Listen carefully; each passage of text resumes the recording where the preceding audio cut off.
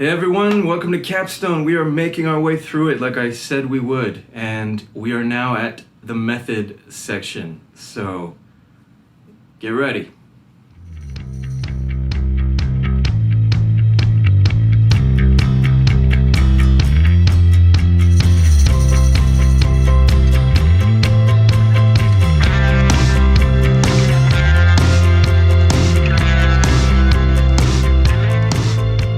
Okay, so I hope that you've been reading a lot, like I've said every week, and what you've probably noticed is that there are very, hopefully, clear methods that people have used in their journal articles and their books to arrive at very often clear, or at least strong, responses and answers to the questions that they ask.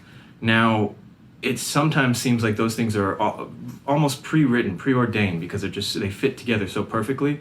But I just want to remind you that these people who are writing peer-reviewed journal articles and books, they have gone through so many levels of editing and back and forth that they did not look very good at the beginning. And neither will your question and your method, and that's totally fine. Nothing looks great when you're a researcher and you're just starting out with ideas. But you need to practice going from those early kind of shitty ideas to the wonderful work that you will turn in at the end of all of this. And that's what today is about in terms of method and methodology. So there's two areas or two aspects that you need to think about. The question that you're trying to answer and the method that you're using to answer that question. And that'll go back and forth. So you'll realize that you can't really answer that question, so you rephrase or reform your question, or the method actually would work better if you did this or that to answer the question. And so you go back and forth, and that's to be expected. You're not going to write down a great question and a great method immediately, even if it seems like professionals do that. So let's talk about questions. You may have heard, there's no such thing as a bad question or a stupid question, but when it comes to what we're doing, yeah, there are fucking bad questions, and they often sound like, who's the greatest actor of all time, or what's the coolest video game, or who's the coolest person at Young Harris College. I mean, hopefully you know the answer to that, and I don't have to tell you. But yeah, we have to think about questions that can actually be answered or at least supported with evidence. So you could say, what is the most popular game according to sales? And you can actually confirm that, right? That's not a very good question though, because you can answer that usually with a Google search, right? What's the highest selling game? What's the highest grossing game? All of these things. As long as you specify a few details, you can answer that pretty quickly. You want to go a little deeper and ask something that you think is meaningful. And that depends on who you are and what you've been reading and what you're interested in. But let's just, for example, think about how you might go about answering a question and then generating a better and better question. And that will guide your whole experience, the question that you ask. So if you're asking a question that is way too big, you'll always fail to reach it. And if you're asking a question that's way too small, like, what game sold the best last year, then you'll be done very quickly, but you won't feel like you've accomplished much. And I think you want to feel like you've accomplished a lot. So I want you to practice coming up with a few questions and thinking about how you might answer them. And I want you to think about what people have done before you, because that's very important. You don't need to come up with your own methodology. In fact, most of the time, you'll be taking a method that somebody else has come up with, and you'll be tweaking it to answer your own specific question. But yeah, let's think about a few things that we could consider. So one, is your question answerable? So if it's something like, what's the best flavor of ice cream? You can't really answer that. But you could answer, what do people on campus purchase most if they're purchasing ice cream, right? If you can find the sales for that.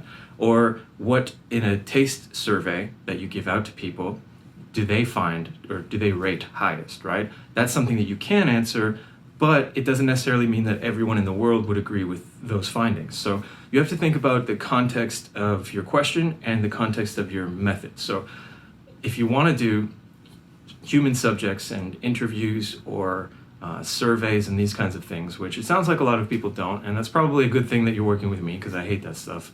To do it, I hate doing it. I don't think it's a bad thing to do. But then there's the other thing that you can ask, which is not about people, doesn't involve people, which is kind of content related. So, for example, what kinds of ice cream are there available and how are they sold to people or how are they marketed. And in that, you can look at advertisements and you can look at who's eating it, if there are people eating it, what colors are being used, what key words are on the packaging. So maybe it says natural or maybe it says something like full of flavor or whatever, right? You can code those things and you don't have to do IRB or you don't have to think about dealing with people, which I enjoy not dealing with people, but again, that's my personal preference.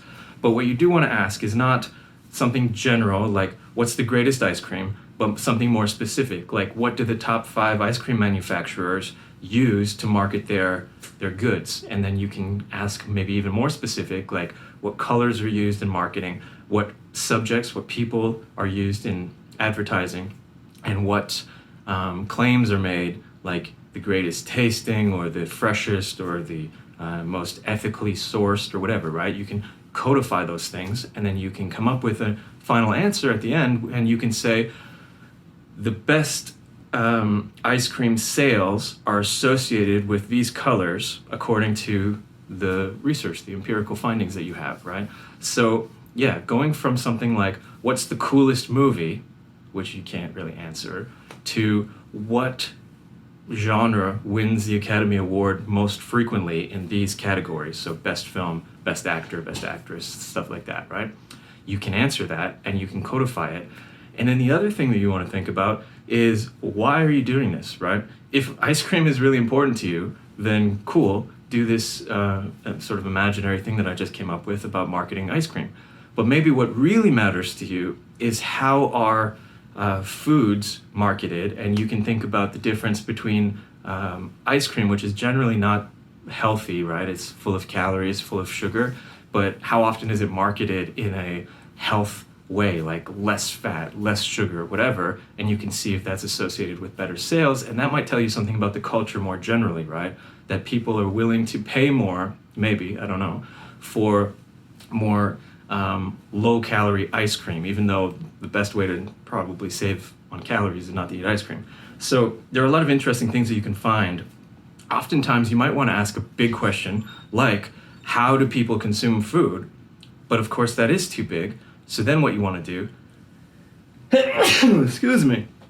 So then what you want to do is narrow it down to like the ice cream question, right? So that doesn't tell you how all food is consumed, but it tells you how a specific chunk of the bigger question can be answered, and that's more doable in your time period and with your resources.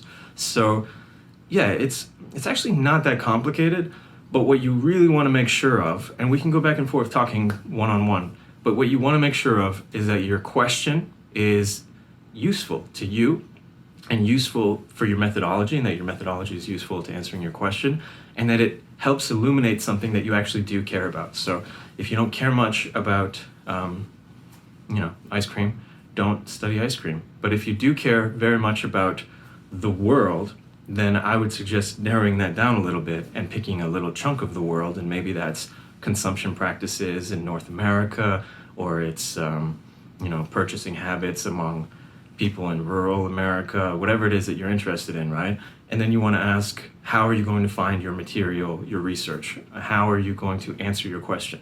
So if you're going to do it by collecting sources that are already there, then maybe your question is already answered. You just have to find the answer, in which case you might want to change it up a little bit, because what you do want is to be able to say, this information is out there, but I've put the question together in such a way that nobody has answered it in the way that I'm answering it right now. And maybe that's because your subjects are different than what's out there, or maybe it's because the question is tweaked from earlier research, and those are all good ways to advance our knowledge of the world, right? Figure out what people know, and then ask a slightly different question that adds to that knowledge.